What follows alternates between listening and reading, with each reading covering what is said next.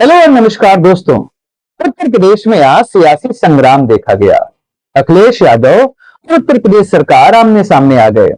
मुद्दा था जयप्रकाश नारायण की मूर्ति पर माल्यार्पण करना और बात पहुंची जेपीएनआईसी तक, जो कि अखिलेश यादव का ड्रीम प्रोजेक्ट था। आज जेपी नारायण की 122वीं जयंती है और समाजवाद के पुरोधा या कहें भारत में जो समाजवाद देखा गया, उस समाजवाद की नींव रखने वाले जयप्रकाश नारायण और भारतीय राजनीति के वह केंद्र बिंदु जिन्होंने देश में डेमोक्रेसी को बचाने के लिए 1975 में एक संग्राम छेड़ा। उस दौर की सबसे मजबूत सरकार इंदिरा गांधी की, जिसने देश में लगाई इमरजेंसी और उसके खिलाफ आवाज उठाई, जयप्रकाश नारायण ने। वहां से निकले देश के कई सारे छत्र। ऐसे में उस राजनीति की विरासत को हर कोई कब्जा करना चाहता है।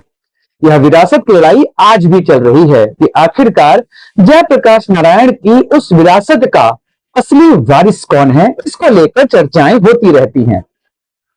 राज्य के कई सारे छत्र उसी राजनीति से निकले हुए हैं जो कि 1975 में देखी गई। ऐसे में आज जो संग्राम हुआ, वह संग्राम था जेपी की विरासत को कब्जा करने का। वह संग्राम था आने वाले उत्तर प्रदेश के उपचुनावों में अपनी रूपरेखा तय करने का, और वह आने वाले समय में जो चुनाव होंगे महाराष्ट्र और झारखंड में, उसकी नींव रखने का। चर्चा करेंगे सभी बिंदुओं पर। पहले जानेंगे कि आखिरकार जेपी मूवमेंट था क्या, फिर समझेंगे जेपीएनआईसी का मुद्दा क्या है, और फिर जानेंगे सियासत कि आखिरकार ऐसा क्यों किया जा रहा है। सरकार क्यों यहां पर अखिलेश यादव को माल्यार्पण करने से रोक रही है। नमस्कार दोस्तों, मैं हूं सुधांशु और आप देख रहे हैं द स्वदेश।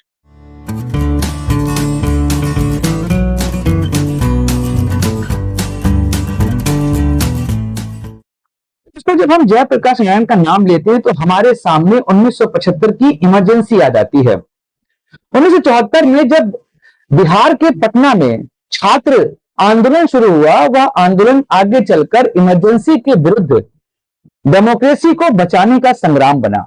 उस दौर में कई सारे लीडर इसके साथ जुड़े जो आगे चल के अपने अपने क्षेत्र के महारथी बने। नीतीश कुमार, लालू प्रसाद, सुशील मोदी, अटल बिहारी वाजपेयी, लाल कृष्ण आडवाणी, उत्तर प्रदेश में मुलायम सिंह यादव, यह सभी अपने अपने दौर के सबसे बड़े राजनेता रहे हैं।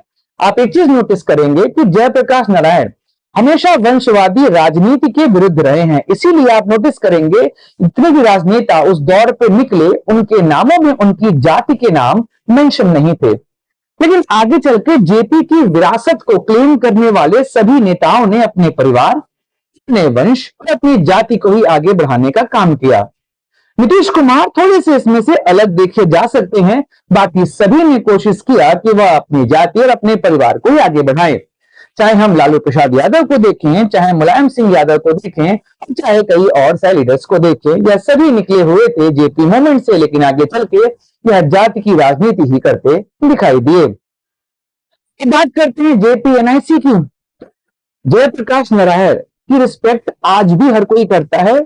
उन्होंने जिस तरीके से इंदिरा गांधी की तानाशाही गवर्नमेंट को हटाया, उसके बाद जनता पार्टी का निर्माण हुआ और जिसने देश में लगभग 3 साल सरकार चलाई और देश ने पहली बार गैर कांग्रेस सरकार का अस्तित्व देखा। यह अलग बात है कि वह सरकार बहुत लंबे समय तक नहीं चल पाई, क्योंकि उसमें आपसी विस्फोट जो है और आपसी विद्रोह जो है वो बहुत देखा गया।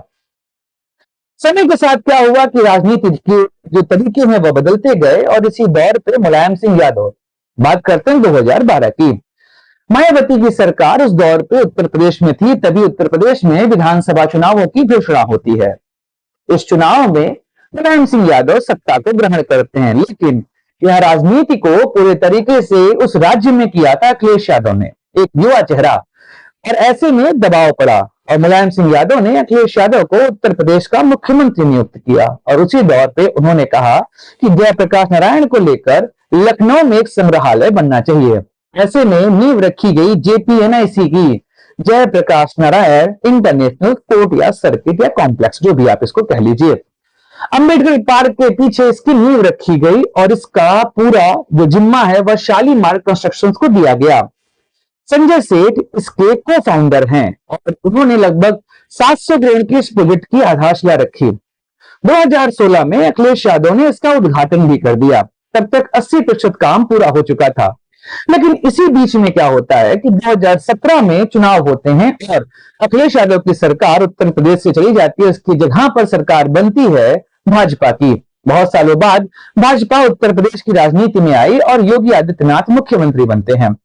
और सबसे पहला जो काम यहां पर किया गया कि जेपीएनआईसी को लेकर एक जांच की बात की गई। कहा गया कि जेपीएनआईसी में उसको बनाने में घोटाले हुए हैं, ऐसे में इस पर जांच होनी चाहिए। और तब सरकार ने जांच की पूरी बात यहां पर कर दी। इसी दौर पे क्या हुआ, आरोप प्रत्यारोप के दौर चलते रहे और इसके ऊपर यह आरोप लगा, सरकार के साथ साथ शालीमार कंस्ट्रक्शन पर भी आरोप लगा। और उसके जो को फाउंडर थे संजय सेठी, वह 2019 में बीजेपी की मदद से राज्यसभा पहुंच जाते हैं और तभी से जांच जो है वो धीमे होती चली जाती है। जेपीएनआईसी के कॉम्प्लेक्स को बंद कर दिया जाता है और यह मुद्दा कहीं ठंडे बस्ते में चला जाता है। लेकिन कट्टू आते हैं 2023, जयप्रकाश नारायण की 121वीं जयंती और अखिलेश यादव, क्योंकि जेपीएनआईसी उनका ड्रीम प्रोजेक्ट था, उसको लेकर वह पहुंचते हैं कि वहां पर जयप्रकाश नारायण की मूर्ति पर माल्यार्पण करेंगे। सरकार ने उनको रोका, लेकिन अखिलेश यादव उस गेट को फांद कर उस तरफ पहुंचते हैं, माल्यार्पण करते हैं। यहां से ही जेपीएनआईसी जो है वह उत्तर प्रदेश सरकार और अखिलेश यादव के बीच में नाक का सवाल बन गया। सरकार जेपीएनआईसी को लेकर बातें खारिज करती रही और अखिलेश यादव ने कहा कि अगर इसमें घोटाला हुआ है तो जेल में डाला जाए लोगों को। लेकिन चूंकि जिसके नाम पर यह घोटाले चल रहे थे वह इस समय भाजपा की तरफ जा चुका है, ऐसे में जब भाजपा में कोई जा रहा है तो वह पूरी तरीके से पाक साफ हो जाता है। इसलिए जो जांच की गति है वो धीमे होती जा रही है और यहीं से सियासत चमकती है उत्तर प्रदेश में। यह सियासत आगे चलकर नया रूप लेती है और तभी 2024 का लोकसभा चुनाव होता है। अखिलेश यादव जो 2017 के बाद से उत्तर प्रदेश की राजनीति में अपनी पैठ जमाने का प्रयास कर रहे थे पर वह जमा नहीं पा रहे थे, तभी 2024 में उनको मौका मिलता है। उत्तर प्रदेश में लोकसभा के सीटों में सबसे अधिक सीट प्राप्त करते हैं और बीजेपी को पीछे छोड़ देते हैं। यहां से समाजवादी पार्टी के अंदर एक तरह का कॉन्फिडेंस लौट कर आता है और वह कॉन्फिडेंस इतना बढ़ा कि अब वह सरकार को चैलेंज कर रहे हैं। तभी 122वीं जयंती होती है जयप्रकाश नारायण की। अखिलेश यादव जो है वो 10 तारीख की रात को ही पहुंच जाते हैं और तब उन्होंने देखा कि यहां पर टीन शेड लगाए जा रहे हैं। प्रशासन रोकने का प्रयास कर रहा है अखिलेश यादव को माल्यार्पण करने से, तो उन्होंने वहां पर पेंट रखा था, उससे समाजवादी पार्टी जिंदाबाद का नारा वहां पर लिखवा दिया। अब सरकार और अखिलेश यादव के बीच में आरोप प्रत्यारोप के दौर शुरू होते हैं। तभी सरकार और प्रशासन ने अखिलेश यादव के घर की घेराबंदी कर ली और उनको बाहर निकलने से रोक दिया। इस तरीके से यहां पर अब यह जो मुद्दा बहुत साधारण था, अचानक से ही प्रशासन ने इसको राजनीतिक मुद्दा बना दिया। अखिलेश यादव को पता है कि अभी हरियाणा चुनाव के बाद माहौल थोड़ा सा बीजेपी की ओर शिफ्ट कर रहा था। ऐसे में जेपी को लेकर यह जो पूरी बातें हुई उस वजह से अखिलेश यादव को मौका मिला उपचुनाव की राजनीति को सेट करने का और योगी सरकार इसी में रह गई पीछे, क्योंकि जो चीजें बहुत साधारण थी उसको उन्होंने कॉम्प्लेक्स कर दिया यहां पर। तो वैसे में अखिलेश यादव करे तो करे क्या, अब वह इस चीज को मुद्दा बनाने में लग गए। उन्होंने कहा मैं तो जाऊंगा, माल्यार्पण करूंगा, लेकिन फोर्स बहुत ज्यादा लगी हुई थी। ऐसे में कुछ लोग कहते हैं कि प्रशासन ने जेपी की मूर्ति पहुंचाई, कुछ लोग कहते हैं अखिलेश यादव ने वहां पर मूर्ति मंगाई और अपने गेट के सामने बीच चौराहे पर जयप्रकाश नारायण की मूर्ति पर माल्यार्पण कर दिया गया। अपने आप में ये अलग तरह की राजनीति है, क्योंकि जयप्रकाश नारायण जो कि भारत में लोकतंत्र को बचाने का आह्वान कर रहे थे 1975 में, आज उन्हीं को यहां पर एक सिंबल के फॉर्म में यूज किया जा रहा है। इसके पीछे का कारण है जयप्रकाश नारायण की विरासत को आखिर कौन कब्जा करेगा।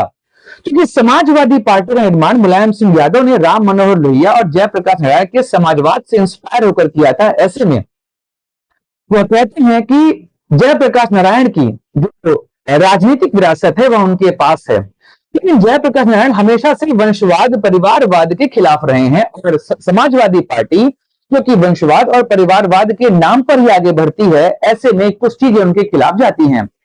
पीडीए की बात तो वह करते हैं, लेकिन समाज में अभी भी वह अपने केवल परिवार को ही आगे बढ़ाते हुए वह पार्टी दिखाई देती है। पीडीए अर्थात पिछड़ा, दलित और अल्पसंख्यक। लेकिन यह चीजें सामान्य तौर पर सामने दिखाएंगी। जब भी आती है बात टिकट वितरण की तो परिवार को यहाँ प्रेफरेंस मिलता है। ऐसे में भाजपा, जो दौर पे भारतीय जनसंघ हुआ करती थी, भाजपा ने 1970 के टाइम पे जेपी के कहने पर जनता पार्टी में अपनी पार्टी का विलय कर लिया। और तब 1980 में जब वहां पर दिक्कतें काफी बढ़ी, तब भारतीय जनसंघ ने अपने आप को जनता पार्टी से अलग किया। भारतीय जनसंघ में से भारतीय और जनता पार्टी की जनता पार्टी को मिलाकर भारतीय जनता पार्टी का निर्माण कराया। शुरुआत के दौर पर भाजपा मुख्य रूप से गांधीयन समाजवाद और जयप्रकाश नारायण समाजवाद की बात कर रही थी, लेकिन 1984 में जब भाजपा को 2 सीटें आई और कांग्रेस लहर में वह पार्टी पूरी तरीके से नस्तनाबूद हो गई, तब उनको लगा कि देश में हिंदुत्व की राजनीति करना ही जरूरी है। ऐसे में राम मंदिर का मुद्दा प्रमुखता से उठा और बीजेपी 1989 के चुनाव में 50 सीटें प्राप्त करती है और 125 सीट 1991 के चुनाव में प्राप्त करती है। उसके बाद से भाजपा का ग्राफ लगातार बढ़ता गया। 2004 में जब भाजपा फिर से हारती है और फिर से वह समाजवाद की ओर शिफ्ट होती है, तो उसको फिर लगा 2004 के और 9 के चुनाव हारने के बाद कि हमें फिर से हिंदुत्व के रास्ते पर जाना है। ऐसे में 2014 में वह पार्टी फिर से हिंदुत्व के रास्ते पर लौट कर आती है।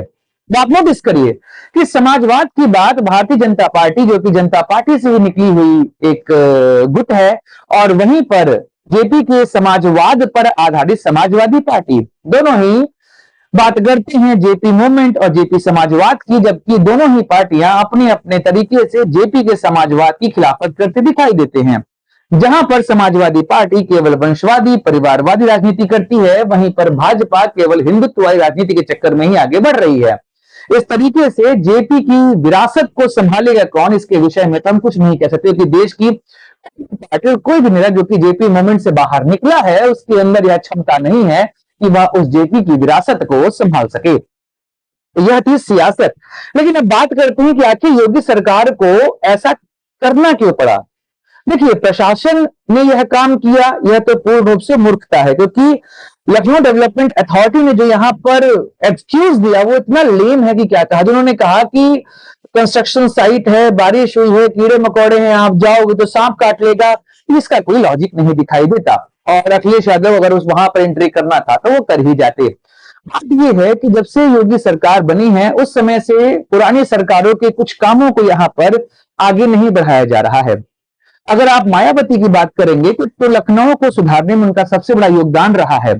और दलित प्रेरणा के जितने भी पार्क उन्होंने बनवाए थे, उन सभी पार्कों का रखरखाव इस समय सरकार नहीं कर रही है। कारण वही है कि अगर वह रखरखाव करेगी तो राजनीतिक रूप से वह मायावती के विचारों को आगे बढ़ाती दिखाई देगी, और वह दिखना नहीं चाहती है।